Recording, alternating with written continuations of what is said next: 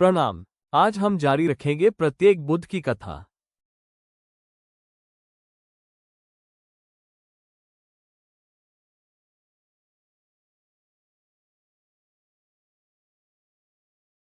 आज हम बात करेंगे भाग्य, लालच और बांस के एक कह सकते हैं दिव्य टुकड़े की। ये कहानी है एक ऐसी भविष्यवाणी की जो दो लड़कों की जिंदगी को, आप यकीन नहीं मानेंगे, हमेशा के लिए बदलने वाली थी। अब एक सवाल है, क्या लकड़ी का मतलब महज एक लकड़ी का टुकड़ा किसी की पूरी किस्मत बदल सकता है? सुनने में अजीब लगता है ना? पर इस सवाल का जवाब इसी रहस्यमयी कहानी में छिपा हुआ है। तो चलिए साथ मिलकर पता लगाते हैं। तो हमारी कहानी की शुरुआत होती है एक शमशान घाट के पास से, एक ऐसी जगह जहां दो मुनि एक ऐसी भविष्यवाणी करते हैं जो असल में आने वाले एक बहुत बड़े तूफान की नींव रखने वाली थी। जरा माहौल को समझिए। शहर के बाहर एक शमशान घाट है। वहां दो जैन मुनि आपस में बात कर रहे हैं, पर वो अकेले नहीं हैं। वहां छिपकर उनकी हर एक बात दो लड़के सुन रहे हैं। एक है करकंडू और दूसरा एक ब्राह्मण लड़का। अब उन दोनों मुनियों में से एक के पास एक बहुत ही खास, एक दुर्लभ ज्ञान था, जिसे कहते हैं दंड लक्षण। ये एक तरह की प्राचीन कला है जिससे आप लकड़ी या डंडों को देखकर ही उनके अंदर छिपा हुआ भाग्य, उनका भविष्य, सब कुछ पढ़ सकते हैं। और यकीन मानिए, यही ज्ञान इस पूरी कहानी का रुख पलटने वाला है। तो इसी ज्ञान का इस्तेमाल करके मुनि पास में लगे एक बांस को देखते हैं और कहते हैं, ध्यान से सुनिएगा, जब ये बांस 4 अंगुल और बढ़ जाएगा तब जो भी इसे काटकर अपने पास रखेगा वो यकीनन राजा बनेगा। बस ये एक भविष्यवाणी हवा में गूंजी और उन दोनों लड़कों के दिलों में घर कर गई। देखिए, उस जमाने में जैन मुनियों के शब्दों को लोग पत्थर की लकीर मानते थे। मतलब ये माना जाता था कि वो कभी झूठ नहीं बोलते।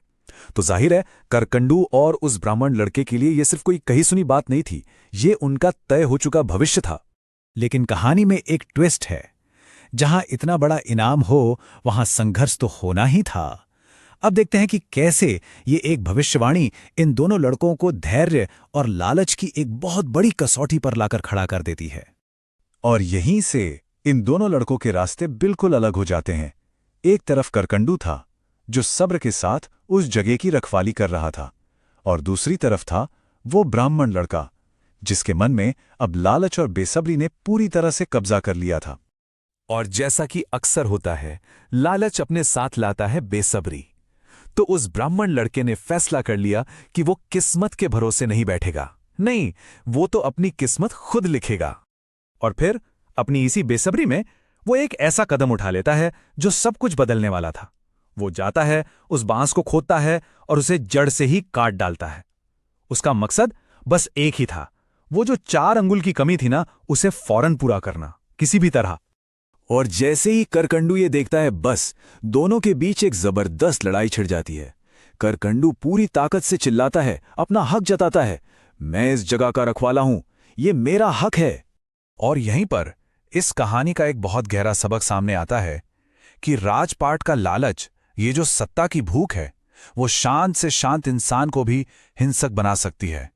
तो अब ये जो लड़ाई थी, ये सड़क से उठकर पहुंच जाती है न्याय सभा में। और यहां यह मामला एक बिल्कुल नया मोड़ ले लेता है, एक सामाजिक भेदभाव का रूप ले लेता है। मामला पहुंचता है शहर के न्याय अधिकारी के सामने। लेकिन वो करकंडू की जाति के बारे में जानकर इस पूरे गंभीर मसले को बस एक बच्चों का खेल समझता है और इसे खारिज करने की कोशिश करता है। सोचिए, अधिकारी की नजर में ये क्या था?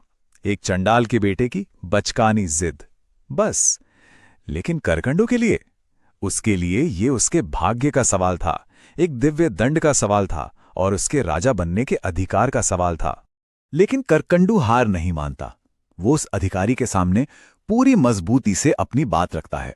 ये कोई मामूली लकड़ी नहीं है, ये एक दिव्य दंड है और इसी के असर से मैं राजा बनूंगा।